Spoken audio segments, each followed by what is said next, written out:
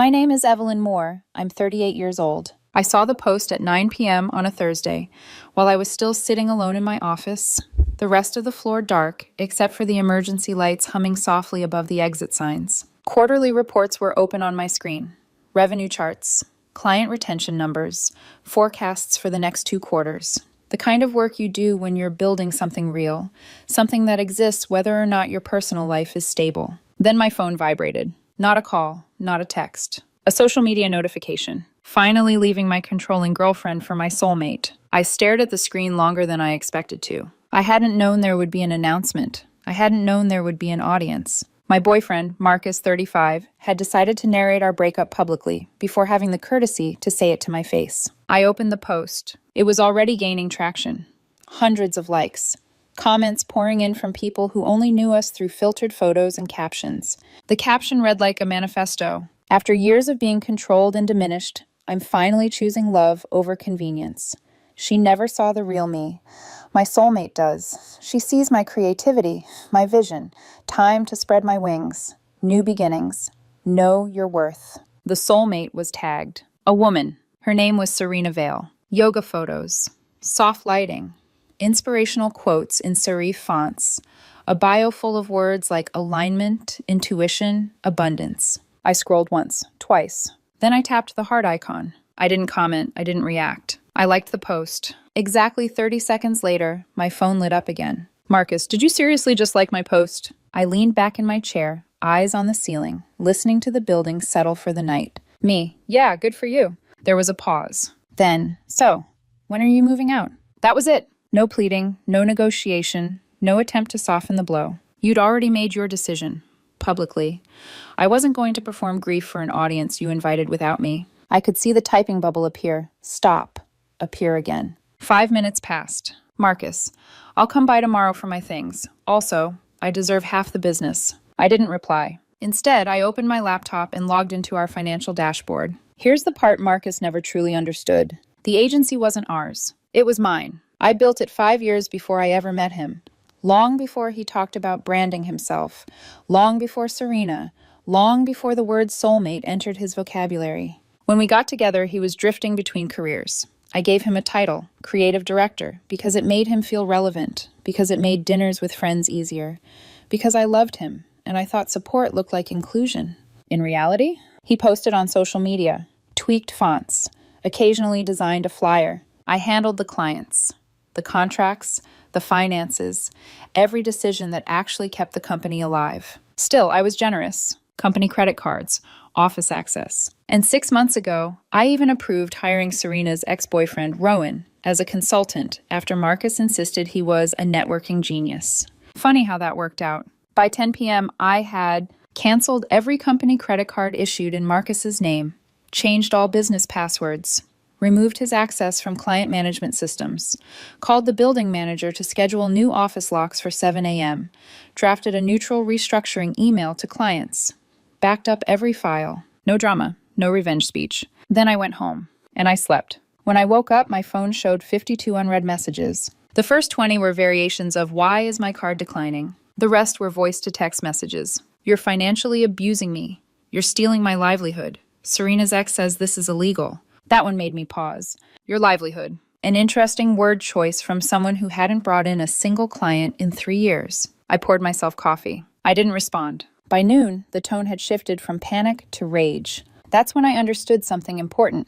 This wasn't heartbreak. This was entitlement realizing too late that love hadn't been what was funding his lifestyle. And the locks? They were already being changed. The first knock came at 7:18 a.m. I know the exact time because I was already awake, already dressed, already sitting at my kitchen island with my laptop open and a mug of coffee going cold beside me. I wasn't rushing, I wasn't nervous. I was waiting. The knock was loud, impatient. The kind of knock that assumes the door will open because it always has before. I didn't move. My phone buzzed instead. "Marcus, open the door. We need to talk." I let it ring out. A minute later, the knocking came again. Harder this time. Then his voice, muffled through the door. "Evelyn, this isn't funny." I smiled, just a little. Funny wasn't the word I'd use. I picked up my phone and typed slowly. "Me, I'm already at work." That wasn't technically true, but it didn't matter. Because by the time he realized the office locks had been changed, the damage would already be done. By 8:02 a.m., my inbox started filling up. Not from Marcus, from vendors. Hey, we tried to run the card Marcus gave us. Payment declined. Just checking in, there seems to be an access issue on the shared drive. Marcus said he had approval to move forward. Can you confirm? I replied calmly, professionally. Marcus is no longer authorized to make decisions on behalf of the company. Please route all communication through me directly. No explanations, no emotion. At 8:34, the text started again. Marcus, why can't I log into the system? Did you seriously lock me out? I didn't answer. Instead, I forwarded his messages to my attorney. Here's the thing about entitlement. It thrives on assumptions. Marcus assumed that because we shared a bed, we shared ownership. Because he'd posted inspirational captions, he'd built something. Because he felt important, he was. What he never did, what he never bothered to do, was raid the paperwork. The lease? My name. The incorporation documents? Mine. The bank accounts? Mine. The EIN?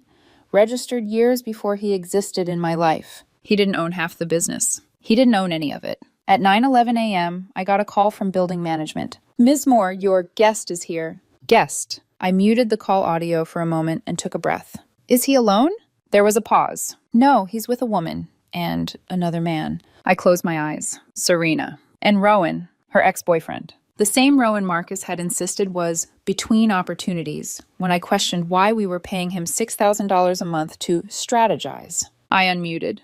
They're not authorized, I said evenly. Security has the updated list. Yes, ma'am, they're upset. I'm sure they are. From my office window, I could see the lobby. Not clearly, just shapes and movement, but I didn't need detail to understand the scene. Marcus pacing. Serena standing slightly back, arms crossed, sunglasses still on, like she was refusing to accept reality. Rowan gesturing too much, talking too loudly, performing confidence the way people do when they don't actually have it. Then the shouting started. This is our office, Marcus's voice echoed faintly through the glass. The security guard didn't raise his voice. Sir, you're not on the lease. I'm her partner. According to your post, not anymore. I didn't say it out loud. I didn't need to. Rowan stepped forward, trying to look intimidating. You can't just cut people off like this, he said. This is illegal. The security guard didn't even look at him. Sir, please step back. Serena finally spoke. We're just here to get his things. They're already boxed, the guard replied, in the lobby. That part was true. I'd had everything personal. Clothes, notebooks, personal electronics, packed neatly and labeled. The desk? Company property. The laptop? Company issued. The equipment? Mine. Marcus saw the boxes and lost it. I don't want that, he snapped. I want my company. The security guard didn't flinch. That's not an option. Marcus grabbed one of the boxes and hurled it toward the door. It burst open. Shoes spilled across the floor. Serena gasped like she hadn't expected him to actually explode. Rowan swore under his breath. That was when security escorted them out. By noon, Marcus had changed tactics. He started calling clients, telling them he was launching a new agency, that Serena was the real creative mind, that they should follow the talent. One of my longest-standing clients called me directly. Hey, he said carefully, is everything okay? Marcus sounded confused. He's not affiliated with the company anymore, I replied. A pause. Then, to be honest, we always wondered what he actually did. I thanked him and hung up. At 2:47 p.m., my banker called. Ms. Moore, someone attempted to access your business account in person. My stomach didn't drop. It tightened.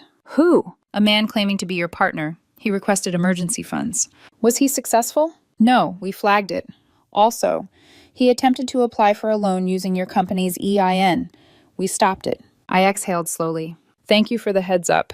By evening, Marcus sent me an invoice, an actual invoice. 3 years of creative direction, emotional labor, brand vision, lost future earnings. Total, $1,125,000. I stared at it for a long moment. Then I created one of my own. Office rent he never paid.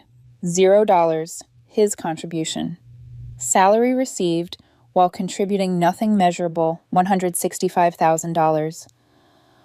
Company card personal charges, $47,832. Payments to Serena's ex-boyfriend. Consultant, $36,000. Total owed, $248,832. I ended it with one line. I'll accept a check. He blocked my number. That was when I knew. The real fallout hadn't even started yet. The silence after Marcus blocked me lasted exactly 3 hours. That's how long it took for the adrenaline to wear off. How long it took for Serena to realize that affirmations don't pay rent. How long it took for Marcus to understand that confidence feels very different when the credit cards stop working. At 6:12 p.m., my phone rang. Unknown number. I let it go to voicemail. Then it rang again. And again. By the fourth call, I answered. Not because I felt obligated, but because I wanted to hear the shift. The moment where certainty fractures and panic leaks through. Evelyn, Marcus said, already breathless. We need to talk. This has gone too far. Has it? I asked calmly. You can't just erase me from my own life. I glanced around my kitchen. Quiet, orderly, unchanged. I didn't erase you, I said. You announced your exit. A pause. Then Serena's voice slipped in, sharp and deliberate. Put it on speaker. He did. Evelyn, Serena said, using my name like we were peers. I think there's been a misunderstanding. Marcus and I aren't trying to take anything from you. We just want what's fair. I smiled faintly. What part feels unfair to you? That he worked there for years, she replied. That his creativity helped build your brand. Can you name a single client he brought in? I asked. Silence. Rowan's name wasn't mentioned, but his influence hung in the background like static. That's not how creative contribution works, Serena finally said. Then explain it to a judge, I replied. This conversation is over. I hung up. The next morning, the narrative shifted. Marcus posted again. This time, the triumph was gone, replaced with wounded masculinity and implication. When you leave a controlling woman, she tries to destroy you financially. Abuse isn't always loud. Sometimes it looks like silence and power. The comments flooded in. Stay strong. She was threatened by you. Classic narcissist. Serena reposted it with her own caption. Watching someone you love be punished for choosing happiness is heartbreaking. She tagged me. I took screenshots, sent them to my lawyer, closed the app. By midday, vendors started calling. Apparently, Marcus had been promising future contracts once he officially took over the agency. One printer sounded especially irritated. He ordered 5,000 business cards, the man said, with Marcus Hale, CEO, printed on them. Did he give you a purchase order? I asked. No. Written authorization? No. Valid company credit card? No. Then bill him directly, I said. He doesn't represent us. By the end of the day, 3 more vendors called with similar stories. Promises, assumptions, nothing in writing. On day 3, my banker called again. Ms. Moore, we wanted to inform you that someone attempted to apply for credit using your company's EIN overnight. It was flagged and denied. Marcus, I asked. Yes. I thanked her and forwarded everything to my attorney. That's when he laughed. Not politely, not professionally. Actually laughed. He's spiraling, he said, and documenting it beautifully. That afternoon, another message came through. This one didn't come with drama. Just clarity. A Facebook message request. Ethan Rourke. Hi, you don't know me, but I think you should, I replied. Yes? 3 dots appeared. Then, I'm Serena's ex-boyfriend. My stomach tightened, not with fear, but recognition. I dated her for 2 years, he continued. Before Marcus, before the soulmate language. He didn't sugarcoat it. She has a pattern, finds a man with access, tells him he's misunderstood, builds a fantasy, then pushes him to burn the bridge behind him. He attached screenshots, texts, money transfers, apologies that came only after the money stopped. Marcus isn't different, Ethan wrote. He's just the next one who believed the story. I stared at the screen longer than I needed to. Then I thanked him, forwarded everything to my lawyer, and finally understood the truth. Marcus didn't leave me for love. He left me for a script. And scripts collapse the moment the funding disappears. By day 4, Marcus stopped pretending this was a misunderstanding. The tone of his messages, what few still got through before I blocked new numbers, shifted from outrage to strategy. Shorter sentences, legal words used incorrectly, threats wrapped in victim language. You don't get that tone from heartbreak. You get it from someone who's been coached. It started with an email. Not to me, to my largest client. Subject line, urgent. Clarification regarding Morrison Marketing. He wrote it from a Gmail address he'd created overnight. He claimed I was temporarily incapacitated, that the company was undergoing internal review, that he and Serena would be assuming leadership effective immediately. He ended it with, "We didn't want you to hear rumors." The client forwarded it to me with one line. "Is this real?" I replied within 2 minutes. Marcus is no longer affiliated with the company. Please disregard the message. Happy to discuss if you have concerns. The client called me immediately. "Evelyn," he said carefully, "are you okay?" "I'm fine," I replied. A pause. Then, because we always thought he was more of a brand mascot. I closed my eyes and exhaled. That made 3 clients who'd said some version of the same thing. By noon, Serena escalated. She emailed our entire vendor list, introduced herself as the true creative force behind Morrison Marketing, said she and Marcus would be launching a values-aligned alternative, encouraged them to follow the vision, not the paperwork. The irony would have been funny if it wasn't so sloppy. 2 vendors called me laughing. One called me angry. She promised us a contract starting next month, he said. Said you'd sign once she took over. Did she give you anything in writing? I asked. No. Then she promised you something she had no authority to give. He swore. I didn't blame him. At 2 p.m., my lawyer called. I assume you've seen the smear posts? Yes. She's implying abuse now. Yes. He sighed. Okay, we're done being quiet. He drafted a cease and desist to both Marcus and Serena. Defamation, false representation, interference with business relationships. Sent within the hour. Serena reposted it. Caption, silencing women is how narcissists win. Marcus commented a broken heart emoji. I took screenshots. Again. At 4:17 p.m., my banker called for the 3rd time that week. Ms. Moore, someone attempted to access your business account again. In person. My jaw tightened. Who? Marcus, he claimed you'd authorized an emergency withdrawal. And? We declined and flagged the account. Thank you. She hesitated. There's more. He also attempted to apply for a short-term business loan online using your EIN. We denied it. I closed my eyes. That wasn't desperation. That was intent. That night, I got a call from building security. Ms. Moore, your former partner is here again. Is he alone? No, he's with Serena and a police officer. Of course he was. I arrived 20 minutes later. Marcus stood in the lobby, arms crossed, face carefully neutral. Serena hovered beside him, phone already in hand, recording. The officer looked tired. Ma'am, he said, they're claiming you've locked Mr. Hale out of his residence and business. I nodded calmly. He announced publicly that he left me and has been living elsewhere for days. His belongings are boxed and available for pickup. Serena cut in. She's hiding assets, she said sharply. There's cash, a safe. She's manipulating the situation. What safe? I asked honestly. She blinked. The one in the office. You mean the filing cabinet? I asked, with client contracts. The officer rubbed his temple. Ma'am, he said to Serena, is your name on the lease? Silence. On the deed? He continued. More silence. Marcus shifted. Well, no, but... Then take your personal belongings, the officer said. That's it. Marcus moved toward the office TV.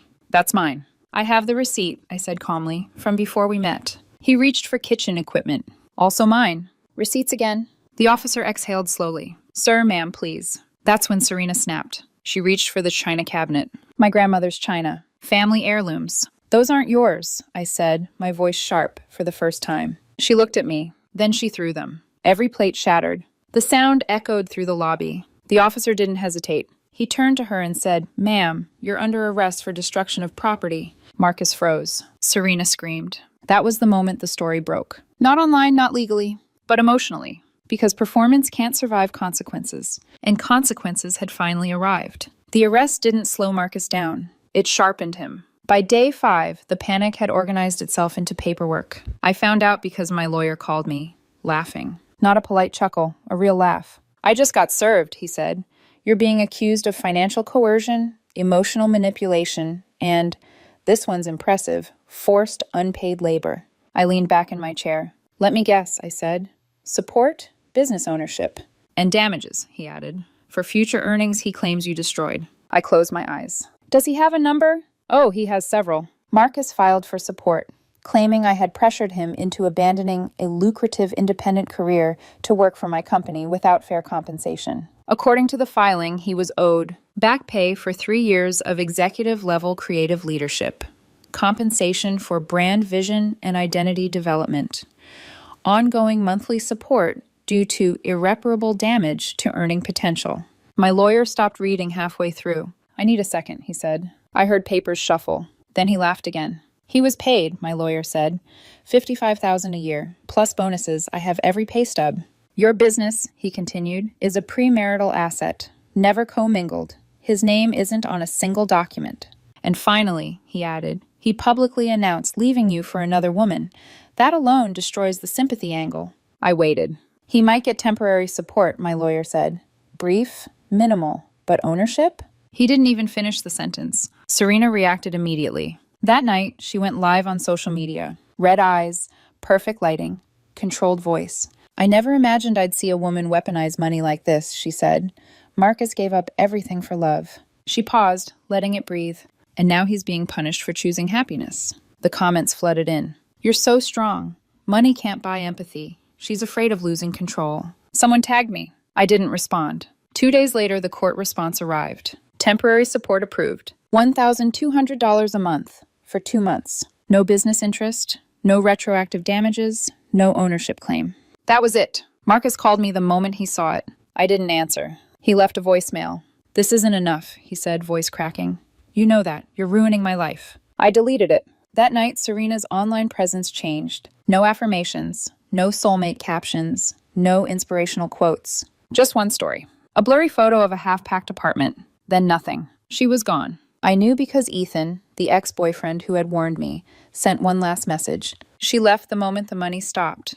Didn't even say goodbye. I stared at the screen longer than I needed to. 3 days later, Marcus tried another angle. A GoFundMe. Help a survivor rebuild after financial abuse. Goal, $10,000. It raised $45. From his mother. Serena shared it once, then removed it. The final humiliation came the following Monday. I walked into the office building and found Marcus in the lobby, standing behind a folding table. A handwritten sign leaned against the wall. Marcus Hale, Creative Consulting. The real talent behind Morrison Marketing. I said nothing. I watched one of my clients approach. Marcus launched into his pitch. I was the creative force, he said confidently.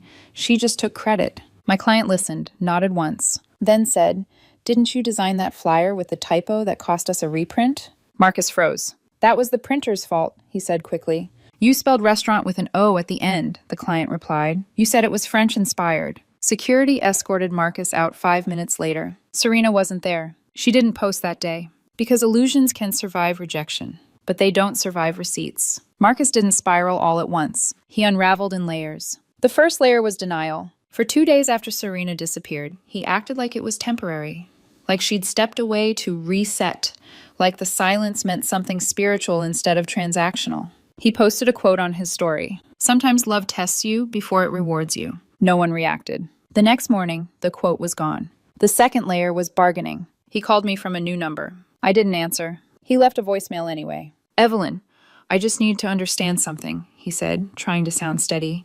Did you talk to Serena? Did you say something to her? I listened to it once, then deleted it. An hour later, he texted. She's not answering. I think something's wrong. Something was wrong, just not in the way he meant. By midweek, the truth started leaking in through other people. I got a DM from Tamara, a woman I didn't know, with a private profile and no mutuals. This is awkward, she wrote, but I think you should know something. I didn't reply immediately. When I did, it was simple. Go ahead. She sent screenshots. A Tinder profile. Serena Vale, single, seeking emotional alignment and stability. The bio talked about new chapters and not rescuing anyone. The timestamp was from 3 days earlier, which meant Serena had already been looking while Marcus was still posting soulmate quotes. Tamara added one line. She matched with my brother. They went out last night. I stared at the screen. Then I forwarded everything to my lawyer and closed the app. That evening, Marcus finally called from his own number. I answered this time. Did you know? He asked immediately. No greeting, no buffer.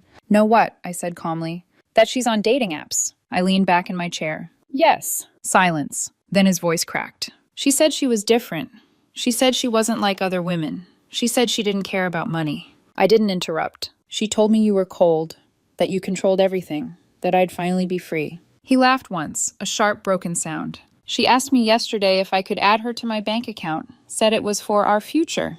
I waited. I did, he whispered. I closed my eyes. How much? I asked. 3,000, he said. Everything I had left. There it was. She blocked me this morning, he continued. I can't log into my account. I didn't feel satisfaction. I felt clarity.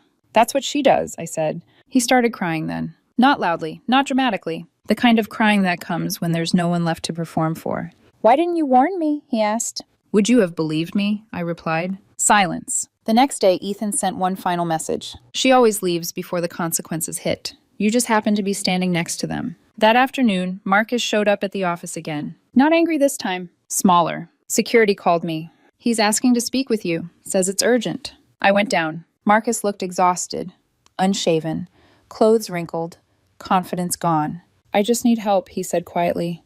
I don't know what to do. I looked at him for a long moment. Then I said the only honest thing. This isn't my responsibility. He nodded. Didn't argue.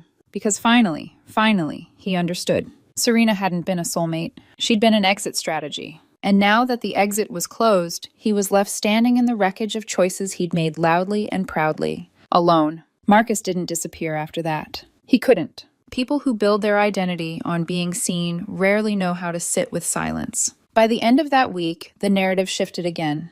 Louder, messier, and desperate enough to draw an audience whether one wanted it or not. It started with his sister. She posted first. A long thread about how I'd broken her brother, how I'd used money as leverage, how men weren't allowed to leave relationships without being punished. She tagged me. She tagged my company. She tagged 2 local business blogs. I saw it because one of my junior account managers knocked on my office door, phone in hand, face tight with concern. Do you want us to respond? She asked. I shook my head. No, document everything. By now, my staff knew the drill. Silence wasn't weakness. It was strategy. That afternoon, Marcus escalated in person. Again. He showed up at my house with his sister and a police officer. I opened the door calmly. The officer looked exhausted before anyone spoke. Ma'am, he said, your former partner claims you're withholding shared property. I nodded once. He announced publicly that he left me for another woman, I said evenly. He moved out voluntarily. His belongings are boxed and available. Marcus's sister jumped in immediately. She forced him out, financially starved him. I didn't look at her. The officer turned to Marcus. Sir, is your name on the deed? Marcus hesitated. No. On the lease? No. Do you have proof of ownership of specific items you're claiming? Silence. The officer sighed. Ma'am, he said to me, are you willing to allow him to collect personal belongings? Of course, I replied. Clothes, personal items, nothing else. Marcus stepped inside. He went straight for the living room. The TV, he said, that's mine. I have the receipt, I replied calmly. Purchased 2 years before we met. He moved to the kitchen. The appliances. Receipts again. He looked around, panic flashing across his face.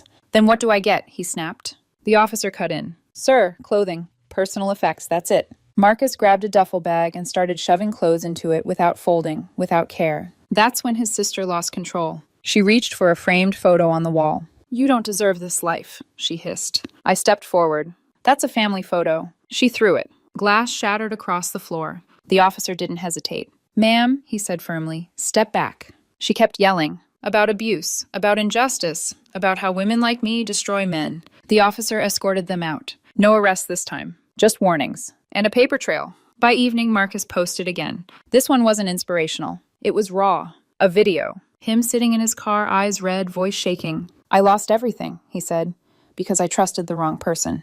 The comments were quieter now. Some sympathetic, some skeptical, some asking uncomfortable questions. One comment stood out. Didn't you leave her first? Marcus deleted the video an hour later. But screenshots live longer than regret. The next morning, a local business blogger emailed me. I've been tagged repeatedly, she wrote. Do you want to comment? I replied with one sentence. I have no comment. All documentation has been provided to my attorney. She didn't push. People rarely do when they sense receipts exist. By the end of the week, Marcus's social media slowed. Posts spaced further apart. Captions shorter. Fewer likes. The audience was drifting.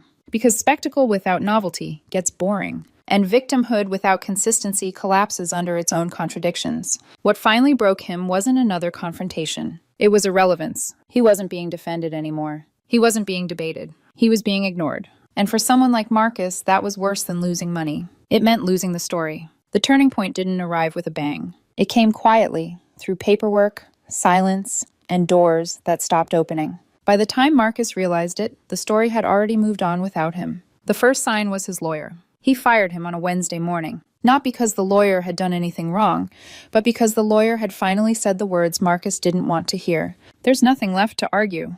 The business claim was dead. The support was capped. The public posts were now liabilities, not leverage. Marcus told him he needed someone who believed in him. The lawyer wished him luck. No one took the case after that. The second sign was Serena's absence becoming permanent. Not a text, not a late-night apology, not even a vague breadcrumb to keep hope alive. She didn't block him. She simply disappeared. Her Instagram went dark. Her bio changed. Her tagged photos vanished one by one. Marcus checked her profiles obsessively, refreshing, searching, rereading old captions like they might rearrange themselves into meaning. They didn't. That same week, my lawyer called with final numbers. Everything's wrapped, he said. 2 months of temporary support, no extensions, no further claims. Any surprises? I asked. No, he replied. Just one thing. I waited. He tried to file a supplemental statement this morning, alleged emotional damages. And it was dismissed in under an hour. I closed my eyes and let out a breath I didn't realize I'd been holding. Marcus reached out again that night. Email this time. Long, careful, polite in a way his messages had never been before. He apologized. Not for the betrayal, not for the public post, not for the lies, but for how things ended up. He wrote that he was lost, that he didn't recognize himself anymore, that he hoped we could be on good terms. I didn't reply, because closure isn't something you ask for after setting everything on fire. The final blow came from a place Marcus never expected. His parents. They called me, not to argue, not to accuse, to apologize. We didn't know, his mother said quietly. We believed what he told us. I thanked her. She hesitated. He's moving back home, just for now. I wished her well, and meant it. The next morning, I walked into the office early, earlier than usual. The building was quiet, clean, mine. I passed the conference room where Marcus used to pace during meetings he didn't run. The desk he once sat at was already gone, replaced with a plant. It felt symbolic. That afternoon, a new client signed. Then another. By removing chaos, I'd made space. And space invites growth. Marcus tried once more, this time through a mutual acquaintance. She just wants to know if there's any chance, the message read. I didn't respond. There wasn't. Because turning points aren't dramatic. They're final. And when you reach one, you don't look back. You lock the door behind you. Fallout doesn't look like explosions. It looks like distance. It looks like people choosing seats farther away. Conversations ending sooner. Invitations that never arrive. By the time Marcus moved back into his parents' house, the damage was already irreversible. He told people it was temporary, that he was resetting, that something better was coming. No one asked follow-up questions. Serena resurfaced briefly. Not publicly. Just enough to remind everyone she existed. A new Instagram account. No last name, no past. Just soft filtered photos and captions about healing and alignment. No mention of Marcus. No mention of soulmates. The comments were sparse. She didn't tag locations anymore. People who are running rarely do. Marcus tried rebuilding his image online. New profile picture, new bio, creative consultant, survivor, rebuilding. He reached out to old contacts, former coworkers, distant acquaintances. Most didn't respond. Those who did kept it vague. Let's catch up sometime. Hope things work out for you. Translation, not my problem. The GoFundMe stalled at $45. He closed it quietly. Said it had served its purpose. No one believed that either. At work, the difference was immediate. Without Marcus's constant pivots and last-minute vision changes, projects moved faster, cleaner, more decisive. Clients noticed. One said it out loud during a meeting. Things feel calmer. Another followed up with a referral. Then another. Within a month, we signed 2 major accounts I'd been courting for over a year. One admitted, candidly, we were hesitant before. The creative direction felt unstable. They didn't say Marcus's name. They didn't need to. I hired a real creative director, someone with experience, a portfolio, a track record that didn't rely on proximity to me. The difference was night and day. Jerome, the firm next door, still brought it up when we crossed paths. 5 Instagram posts, he'd say, shaking his head. Legendary. We laughed, because distance turns chaos into comedy. Marcus called one last time. Late, after midnight. I didn't answer. He didn't leave a voicemail. That was the end. The last update I got wasn't from him. It was from Ethan. Short, informational, detached. She's gone again. Different city this time. New guy. Owns a small business. I didn't reply. I didn't need to. Patterns don't change. They just move. The silence afterward wasn't empty. It was peaceful. No notifications, no accusations, no narratives to defend against. Just work that mattered. People who showed up. A life that didn't require explanation. Fallout settles eventually. What's left depends on what you built in the first place. The ending wasn't dramatic. No final confrontation, no courtroom speech, no last message sent at 2 a.m. It ended the way most things do when the truth has already done its work. Quietly. The legal paperwork, what little there was, closed without fanfare. No shared assets, no custody battles, no lingering claims. 2 months of temporary support ended exactly when the court said it would. Marcus didn't ask for an extension. By then, he knew better. The last time I saw his name pop up was on LinkedIn. A connection request. Marcus Hale, experienced creative visionary.